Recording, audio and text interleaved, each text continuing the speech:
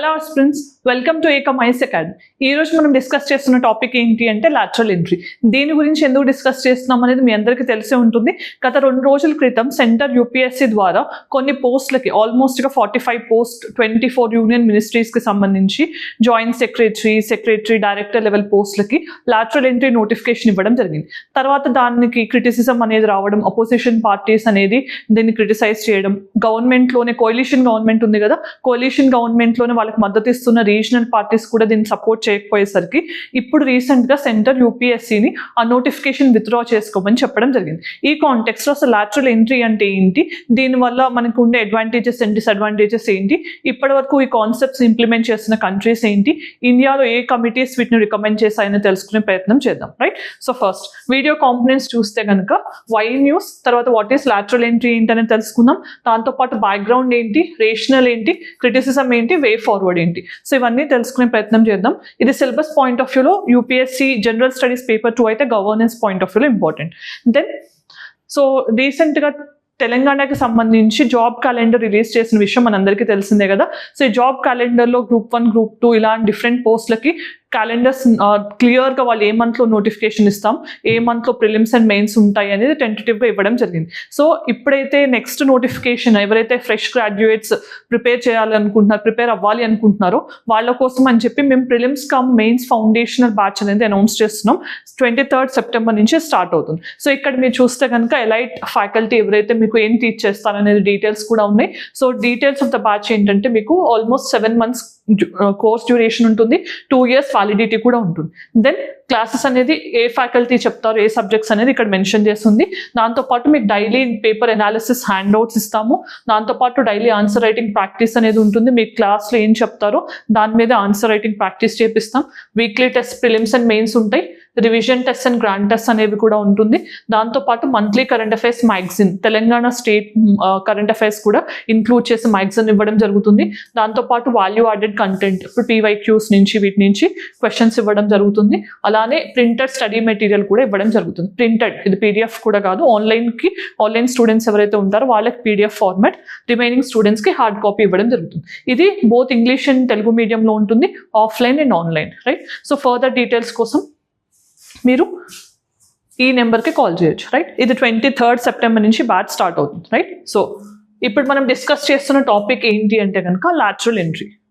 So మనం discuss చేస్తున్న topic ఏంటి, లాటరల్ ఎంట్రీ. ఈ లాటరల్ ఎంట్రీ అంటే ఏంటి, జనరల్గా యూపీఎస్సీ అనేది మనకి సెంట్రల్ లెవెల్లో మెరిట్ రిక్రూటింగ్ బాడీ. సో మనకి యూపీఎస్సీ అనేది ఒక కాన్స్టిట్యూషనల్ బాడీ అని తెలిసిన విషయమే. దాంతోపాటు మనకి ఏంటి, సివిల్ సర్వీసెస్కి, ఆల్ ఇండియా సర్వీసెస్కి, గ్రూప్ ఏ ఇలాంటి వాటికి రిక్రూట్మెంట్స్ కండక్ట్ చేసి మెరిట్ బేసిస్ మీద వాళ్ళు సెలెక్షన్ చేస్తారు.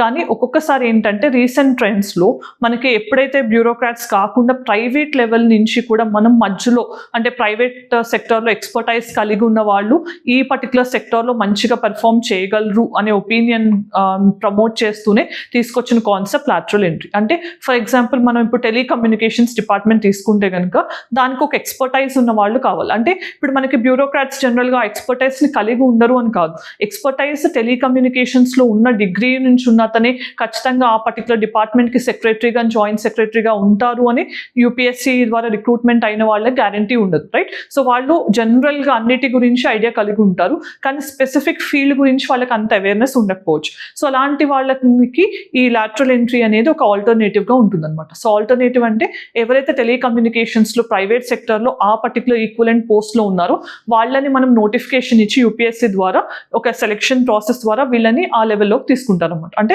Secretary level, joint secretary level అలా అనమాట. సో అది దాన్ని లాటరల్ ఎంట్రీ అంటాం. సో రీసెంట్గా ఏమైంది అనేది తెలిసిందే, సెంటర్ నోటిఫికేషన్ యూపీఎస్సీ ద్వారా ఇచ్చింది. తర్వాత మళ్ళీ ఇప్పుడు క్రిటిసిజం రావడం, బ్యాక్లాష్ అవ్వడంతో ఆ నోటిఫికేషన్ ఇప్పుడు విత్డ్రా చేసుకుంటున్నారు. సో ఈ కాంటెక్స్లో అసలు ఫస్ట్ మనం లాటరల్ ఎంట్రీ అనేది తెలుసుకోవాలి. లాటరల్ ఎంట్రీ ఏంటి, సో ప్రైవేట్ నుంచి మనకి ఎక్స్పర్ట్స్ ఐడియా ఉన్న వాళ్ళు రిక్రూట్ అవుతారనమాట.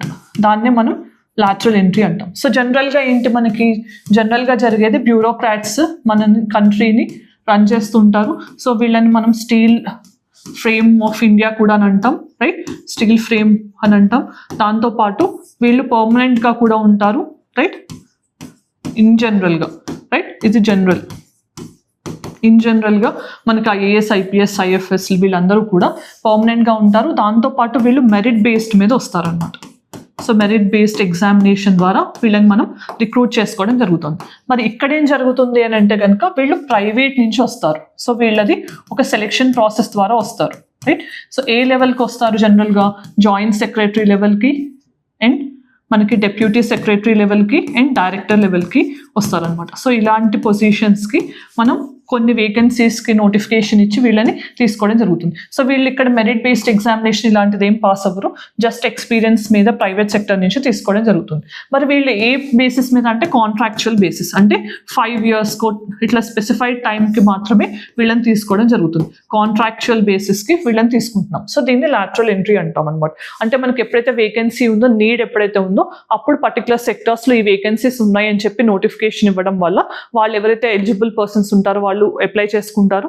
వాళ్ళని ఒక ఫిల్టరేషన్ చేసి యూపీఎస్సీ సెలెక్షన్ ప్రాసెస్ ద్వారా తీసుకోవడాన్ని లాటరల్ ఎంట్రీ అంటాం, రైట్. ఇప్పుడు అసలు బ్యాక్గ్రౌండ్ అనేది ఎప్పటి నుంచి స్టార్ట్ అయింది అని చూస్తే కనుక మనకి 2002లో కాన్స్టిట్యూషన్ రివ్యూ కమిటీ ఏదైతే ఉందో, ఎవరి ఆధ్వర్యంలో జరిగింది ఇది? కాన్స్టిట్యూషన్ రివ్యూ కమిటీ అనేది ఎం వెంకటాచలయ కమిషన్, రైట్. సో ఎం వెంకటాచలయ కమిషన్ వాళ్ళు కూడా మనకి అప్పుడు సో వీళ్ళు కూడా మనకి లాటరల్ ఎంట్రీ అనేది ఉంటే మంచిది అని చెప్పి అడ్వైస్ చేయడం జరిగింది. దాని తర్వాత 2005లో సెకండ్ ఏఆర్సీ కూడా, ఫస్ట్ ఏఆర్సీ అనేది ఎవరి ఆధ్వర్యంలో ఏర్పాటు చేశారనేది ఆన్సర్ చెప్పండి. ఫస్ట్ ఏఆర్సీ అనేది, సెకండ్ ఏఆర్సీ మనకు తెలిసిందే ఎం వీరప్ప మొయిలీ గారి ఆధ్వర్యంలో వేశారు. అప్పుడు కూడా అడ్మినిస్ట్రేటివ్ రిఫార్మ్స్ కమిషన్, అది కూడా మనకి ఈ కమిషన్ కూడా లాటరల్ ఎంట్రీ అనేది మంచిది అని చెప్పడం జరిగింది, రైట్. తర్వాత మనకి రీసెంట్ టైమ్స్లో 2018 టైంలో కూడా నీతి ఆయోగ్ తన 3-year యాక్షన్ ప్లాన్లో భాగంగా రికమెండ్ చేశారు. తర్వాత మనకి సెక్టోరల్ గ్రూప్ ఆఫ్ సెక్రటరీస్ అనేది కూడా మనకి రికమెండ్ చేయడం జరిగింది, రైట్. సో ఇలా మనకి రీసెంట్ టైమ్స్లో ఇవన్నీ కూడా లాటరల్ ఎంట్రీకి సంబంధించిన రికమెండేషన్స్, రైట్. దెన్ ఇప్పుడు అసలు ఇంప్లిమెంటేషన్ అనేది ఎలా జరుగుతుంది లాటరల్ ఎంట్రీకి అని అంటే కనుక, ఫస్ట్ అడ్వర్టైజ్మెంట్ అనేది ఎవరిస్తారు? యూపీఎస్సీ ఇస్తుంది. యూపీఎస్సీ అడ్వర్టైజ్మెంట్ ఇచ్చిన తర్వాత ఒక సెలెక్షన్ ప్రాసెస్ అనేది జరుగుతుంది. సో ఈ సెలెక్షన్ ప్రాసెస్ అనేది డిఫరెంట్ ఫేజెస్ దాటుకుని వచ్చిన తర్వాత అప్పుడు వీళ్ళని లాటరల్ ఎంట్రీలో ఫిల్ చేస్తారు. ఈ లాటరల్ ఎంట్రీ ద్వారా ఎంపికైన వాళ్ళు పర్మనెంట్గా ఉండరు, కాంట్రాక్చువల్ బేసిస్ మీదే అని గుర్తుపెట్టుకోవాలి, రైట్. సో ఇలా మనకి ఇంప్లిమెంటేషన్ ప్రాసెస్ అనేది ఉంటుంది. దెన్ అసలు ఇప్పటి వరకు ఎంతమందిని తీసుకున్నారు అని అంటే మనకి 2018, తర్వాత 2021, తర్వాత 2023. సో ఇప్పుడు మనకి 2018లో ఒకసారి ఇచ్చారు ఇలాంటి నోటిఫికేషన్, 21-23లో. సో ఇప్పటి వరకు కూడా ఆల్మోస్ట్గా లాస్ట్ 5 yearsలో 63 పోస్టులు అనేవి ఇలా లాటరల్ ఎంట్రీ ద్వారా ఫిల్ చేయడం జరిగింది, రైట్. దెన్ ఇప్పుడు మనం దీనివల్ల అసలు ఎటువంటి రేషనల్ ఉంది, అసలు దీన్ని మనం ఇవ్వడానికి గల కారణాలు ఏంటని చూస్తే కనుక, first main thing lack of man power అనేది ఎందుకు లేదు మనకి? మరి ఎవ్రీ ఇయర్ యూపీఎస్సీ క్యాలెండర్ ఇచ్చి నోటిఫికేషన్ ద్వారా మనకి ఎగ్జామ్స్ని కండక్ట్ చేసి రిక్రూట్ చేసుకుంటున్నారు కదా అంటే, ఇండియన్ ప్రెసెంట్ గవర్నమెంట్ నీడ్ ఎంత ఉంది అంటే ఆల్మోస్ట్గా మనకి 1400 ఐఏఎస్లు ఉండాలి.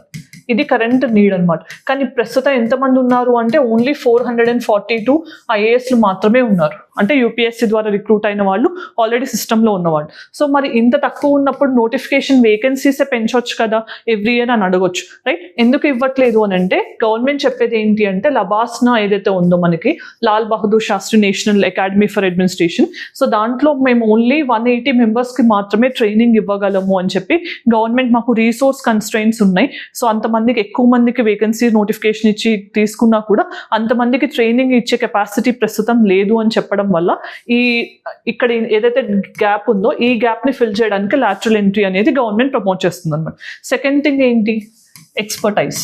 సో మనకి ఎవరైతే ఫస్ట్ సివిల్ సర్వీసెస్ ద్వారా రిక్రూట్ అవుతున్నారో వాళ్ళు జనరల్ స్టడీస్ కానీ అన్నిటి గురించి కొంచెం ఐడియా కలిగి ఉంటారు, కానీ ఒక పర్టికులర్ సెక్టార్లో స్పెసిఫిక్గా వాళ్ళకి స్పెషలైజ్డ్ నాలెడ్జ్ అనేది, ఎక్స్పర్టైజ్ అనేది ఉండటం చాలా తక్కువ, రైట్. సో అలాంటి వాళ్ళకి ఇక్కడ ఈ లాటరల్ ఎంట్రీ అనేది ఆల్టర్నేటివ్గా హెల్ప్ చేస్తుంది.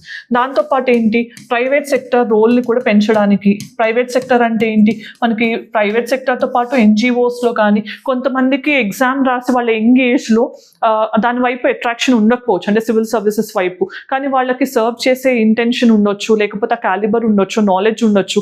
వీటన్నిటికీ ఎక్కడైతే మిస్ చేసుకున్నారో వాళ్ళకి ఇక్కడ ఇది ఒక మంచి ఆపర్చునిటీగా ఉంటుంది, రైట్? సో మనకి ఇప్పుడు ఎప్పుడైనా ఎంపీ ఎమ్మెల్యేగా మనం నామినేట్ చేసుకోలేము, అంటే ఎలక్షన్ ద్వారా మనం కంటెస్ట్ చేయలేము అన్నప్పుడు నామినేషన్ అనేది ఎలా ఆల్టర్నేటివ్గా ఉందో ఇలా ఇది ఆల్టర్నేటివ్గా ఉంటుందని చెప్పొచ్చు. సో ఇలా మనకి సక్సెస్ఫుల్గా ఇప్పటివరకు లాటరల్ ఎంట్రీ ద్వారా వచ్చి కూడా ప్రాపర్ గవర్నెన్స్ సిస్టమ్ని ప్రమోట్ చేసింది ఎవరు అని అంటే కనుక గవర్నెన్స్ ఎఫిషియన్సీ అనేది పెంచడానికి హెల్ప్ చేసింది ఎవరు అని అంటే మాంటెంగ్ సింగ్ అహ్లూవాలియా గారు మనకి డెప్యూటీ చైర్మన్ ఆఫ్ ప్లానింగ్ కమిషన్గా ఉన్నారు. తర్వాత విజయ్ కేల్కర్ గారు ఉన్నారు. సో ఇలా మనకి వీళ్ళందరూ పరమేశ్వర్ అయ్యర్ గారు అని స్వచ్ఛ భారత్ మిషన్ హెడ్ చేశారు. సో వీళ్ళందరూ కూడా లాటరల్ ఎంట్రీ ద్వారా వచ్చి వీళ్ళు మనకి ప్రైవేట్ సెక్టర్ నుంచి కూడా గవర్నెన్స్ని ఎఫిషియెంట్గా రన్ చేశారు. సో ఇలా మనకి ఇది తర్వాత హెల్దీ కాంపిటీషన్ని పెంచడానికి కూడా ఈ లాటరల్ ఎంట్రీ అనేది హెల్దీ కాంపిటీషన్ని పెంచడానికి కూడా హెల్ప్ చేస్తుంది. సో ఎప్పుడైతే ఇలా లాటరల్ ఎంట్రీ ఉంటుందో అప్పుడు హెల్దీ కాంపిటీషన్ ఉండటం వల్ల ఇన్నోవేషన్ ఇలాంటివి కూడా మనకి ఎక్కువ ఉంటాయి అన్నమాట. ఇన్నోవేషన్ అనేది రైట్, ఎక్స్పర్టైజ్ ఇలాంటివన్నీ కూడా, టెక్నాలజీ అప్గ్రేడేషన్ ఇలాంటివన్నీ కూడా మనకి అడ్వాంటేజెస్గా కనిపిస్తున్నాయి. దెన్ డిసడ్వాంటేజెస్ విషయానికి వస్తే కనుక క్రిటిసిజమ్స్ ఏంటి, అసలు లాటరల్ ఎంట్రీని అపోజ్ చేసే వాళ్ళ మెయిన్ ప్రాబ్లం ఏంటి అంటే అసలు ఈ సెలెక్షన్ ప్రాసెస్ అనేది ఎలా జరుగుతుంది అనే దానికి మన దగ్గర ఒక మెకానిజం అనేది డిఫైన్డ్గా లేదు. సో ఈ సెలెక్షన్ మెకానిజంలో ఎవరైనా ఏదైనా బయాస్నెస్ చూపించవచ్చు, లేకపోతే ఫ్యామిలీ కానీ గవర్నమెంట్ పొలిటికల్ ఇన్ఫ్లుయెన్సెస్ కానీ ఇవన్నీ చూపించవచ్చు అనే ఒక మెయిన్ క్రిటిసిజం కూడా ఉంది. సో ట్రాన్స్పరెంట్ సెలెక్షన్ సిస్టమ్ లేదు కాబట్టి దీన్ని క్రిటిసైజ్ చేసే వాళ్ళు ఈ సిస్టమ్ కరెక్ట్ కాదు అని చెప్తున్నారు. దాని తర్వాత ఏంటి, ఇక్కడ మెరిట్ బేస్డ్ సిస్టమ్ని మనం డిస్కరేజ్ చేసినట్టే అని చెప్పి అనడం కూడా జరుగుతుంది, రైట్? మెరిట్ బేస్డ్ సిస్టమ్ అంటే ఏంటి? సో ఎవరైతే ఆల్ ఇండియా సర్వీసెస్లో కానీ సివిల్ సర్వెంట్స్గా ఉన్నారో వాళ్ళు 21 years ఆఫ్ ఏజ్లోనే వాళ్ళు డిఫికల్ట్ ఎగ్జామినేషన్ ఏదైతే ఉందో యూపీఎస్సీని దాన్ని పాస్ అయ్యి వాళ్ళంతా చదువుకుని వస్తున్నారు కాబట్టి వాళ్ళకి ఇది ఖచ్చితంగా ఒక డిసడ్వాంటేజ్ లాగా ఉంటుంది. ఎందుకంటే ఇంత కష్టపడి వచ్చిన తర్వాత కూడా ఎవరైనా ప్రైవేట్లో వాళ్ళు డిఫరెంట్ సాలరీస్ ప్రైవేట్తో పోలిస్తే సివిల్ సర్వెంట్స్కి తక్కువ ఉంటాయి. సో మేము తక్కువ పే తీసుకుని కూడా మాకేంటి అడ్వాంటేజ్ అనే ఛాన్స్ కూడా లాటరల్ ఎంట్రీ కల్పిస్తుంది. దాంతోపాటు మనకి ఇక్కడ రిజర్వేషన్ సిస్టమ్స్ అనేవి ఉండవు. లాటరల్ ఎంట్రీలో రిజర్వేషన్ ఉండదు. జనరల్గా సివిల్ సర్వీసెస్లో మనకు రిజర్వేషన్ అనేది ఉంటుంది. సో మనకి డిఫైన్డ్ పోస్టులు అనేవి ఇలా ఎలకేషన్ అనేది ఉంటుంది. కానీ ఇక్కడ రిజర్వేషన్ ఉండకపోవడం కూడా అపోజిషన్ ఈ లాటరల్ సిస్టమ్ని క్రిటిసైజ్ చేయడానికి ఒక కారణంగా కనిపిస్తుంది. దాంతోపాటు ఏంటి మనకి ఇక్కడ ఇది ఎప్పుడైనా కూడా డిస్కరేజ్ చేస్తుంది, అంటే పబ్లిక్ సర్వీస్ చేయాలి అనేది మోటివ్గా ఉంటుంది ఎవరికి, సివిల్ సర్వెంట్స్కి. కానీ ఎవరైతే లాటరల్ ఎంట్రీ ద్వారా వస్తారో వాళ్ళు ఖచ్చితంగా పబ్లిక్ సర్వీస్ వైపే ఉండాలని ఏం లేదు కదా. వాళ్ళు వాళ్ళ కెరీర్ అంతా కూడా ప్రాఫిట్ మ్యాక్సిమైజేషన్ వీటి గురించి ఆలోచిస్తారు కాబట్టి పబ్లిక్ సర్వీస్ గురించి వాళ్ళు ఆలోచిస్తారా, దాన్ని డిస్కరేజ్ చేస్తారా అనేది కూడా ఒక ఆలోచించాల్సిన విషయం, రైట్? దెన్ ఇప్పుడు మనం గ్లోబల్ ప్రాక్టీసెస్ ఏంటి అని చూస్తే కనుక కొన్ని కంట్రీస్ లైక్ యుఎస్ కానీ ఐర్లాండ్ కానీ ఫ్రాన్స్, ఆస్ట్రేలియా, న్యూజిలాండ్ ఇలాంటి కంట్రీస్లో పర్మనెంట్ లాటరల్ ఎంట్రీ సిస్టమ్ అనేది ఉంది. సో వీళ్ళు పర్మనెంట్గా ఇంప్లిమెంట్ చేస్తున్నారు. బట్ ఇంకొన్ని కంట్రీస్లో ఎలా అంటే ఫర్ ఎగ్జాంపుల్ యూకే కానీ ఐర్లాండ్ కానీ, సో ఈ కంట్రీస్లో ఎలా అంటే ఎక్స్పీరియన్స్ మీద వాళ్ళు లాటరల్ ఎంట్రీ అనేది కల్పిస్తున్నారు. అంటే వర్క్ ఎక్స్పీరియన్స్ ఎవరికైతే ఉంటుందో వాళ్ళకి వాళ్ళు ఎఫిషియెంట్గా ఏదైనా పాలసీస్ తీసుకుంటే కనుక అలాంటి వాళ్ళకి ఎక్స్పీరియన్స్ మీద లాటరల్ ఎంట్రీ అనేది కల్పిస్తున్నారు. కానీ ఈ కంట్రీస్తో పర్మనెంట్గా ఉంది. మరి ఇప్పుడు మనం ఏం చేయాలి? సో అసలు దీన్ని కంటిన్యూ చేయాలా లేదా అని అంటే కనుక ఎప్పుడైనా కూడా మనం ఆస్పైరింగ్ బ్యూరోక్రాట్స్గా కానీ సివిల్ సర్వెంట్స్గా ఉన్నప్పుడు మిడిల్ పాత్ అనేది తీసుకోవాలి. సో దానికి మనం ఏం సజెస్ట్ చేయాలి? ఎప్పుడైనా కూడా ట్రాన్స్పరెంట్గా ఒక బ్యాలెన్స్డ్ అప్రోచ్ అనేది గవర్నమెంట్ తీసుకోవాల్సి ఉంటుంది. అంటే కంప్లీట్గా సివిల్ సర్వీసెస్ ఓన్లీ ఆప్షన్ ఉన్నా కూడా అది ఆటోక్రసీకి అవుతుంది. ఎందుకు అంటే కనుక మనకి సివిల్ సర్వెంట్స్ని ఏమంటారు, they can make the country or they can break the country అని కూడా అంటారు. ఎందుకంటే దేశ భవిష్యత్ అంతా కూడా వాళ్ళు తీసుకునే డెసిషన్స్లోనే ఉంటుంది. సో కొంతమంది డెసిషన్స్ అనేవి చాలా మంచి ప్రోగ్రెస్ని ఇచ్చిన సందర్భాలు చూసాం. అలానే కొంతమంది సివిల్ సర్వీసెస్ పవర్ని మిస్యూజ్ చేసుకున్న వాటికి ఉదాహరణగా కూడా నిలిచారు. రీసెంట్గా పూజా కేట్కర్ గారు కానీ ఇలాంటివన్నీ జరిగాయి, రైట్? సో అలా మనకి సివిల్ సర్వీసెస్ అనేవాళ్ళు, సివిల్ సర్వెంట్స్ అనేవాళ్ళు చాలా ఇంపార్టెంట్. సో వీల్స్ లాగా ఉంటారు కంట్రీ ప్రోగ్రెస్కి. సో వాళ్ళు ఎటువంటి డెసిషన్ తీసుకున్నా ఎంటైర్ కంట్రీస్ ఫ్యూచర్ అనేది స్టేక్లో ఉంటుంది. సో అలాంటప్పుడు ఖచ్చితంగా మనం బ్యాలెన్స్డ్ వేలో వెళ్ళడం అనేది వే ఫార్వర్డ్గా సజెస్ట్ చేయాలి. దెన్ ప్రాక్టీస్ క్వశ్చన్ ఏంటనే చూద్దాం, రైట్? ప్రాక్టీస్ క్వశ్చన్ విషయానికి వస్తే which of the following statements about UPSC is are correct? UPSC is a constitutional body established under Article 315 of Indian Constitution. UPSC is responsible for conducting examinations for recruitment recruitment of all government posts in India, chairman and members of UPSC are appointed by President of India. వీటిలో ఏ option correct అనేది answer comment సెక్షన్లో చెప్పండి. Then mains question. Lateral entry into civil services is seen as a reform measure aimed at bringing specialized skills. Discuss the merits and challenges of lateral entry into Indian civil services. ఇది ఎప్పుడు కూడా ఒక most important topic mains విషయంలో. ఎందుకంటే lateral entry అనే దాన్ని government recent టైమ్స్లో promote చేయడానికి ట్రై చేయడం, దానివల్ల అపోజిషన్ రావడం, ఇదంతా డిఫరెంట్ రీజన్స్ వల్ల న్యూస్లో ఉండటంతో ఇప్పుడు మెయిన్స్కి ప్రిపేర్ అయ్యే వాళ్ళు కూడా ఈ పర్టికులర్ ఏరియా మీద కొంచెం ఫోకస్ చేయాల్సి ఉంటుంది, రైట్? సో ఈరోజు మనం ఏం డిస్కస్ చేసాం వీడియోలో అంటే లాటరల్ ఎంట్రీ అనేది ఇప్పుడు గవర్నమెంట్ ఎందుకు వెనక్కి తీసుకుంది అనే దానికి, అసలు లాటరల్ ఎంట్రీ అనే రీజన్ ఏంటి, దాంతోపాటు ఇది ఎప్పటి నుంచి ఇంప్లిమెంటేషన్లో ఉంది, ఇప్పటి వరకు ఎన్ని నోటిఫికేషన్స్ ద్వారా ఎంతమందిని తీసుకున్నారు అని చూసాం. దాంతోపాటు దానికి ఉన్న ప్రోస్ ఏంటి, కాన్స్ ఏంటి, గ్లోబల్ బెస్ట్ ప్రాక్టీసెస్ ఏంటి, వే ఫార్వర్డ్ ఏంటి, along with practice question for prelims and mains చూడటం జరిగింది. ఇది ఈ రోజుకి సంబంధించిన వీడియో డిస్కషన్. మీకు ఈ వీడియో నచ్చి ఇన్ఫర్మేషన్ మీకు relevant examination point of view అనిపిస్తే కనుక మీ ఒపీనియన్ కామెంట్ సెక్షన్లో చెప్పండి. Will try to do our best from our side. Thank you. Stay tune.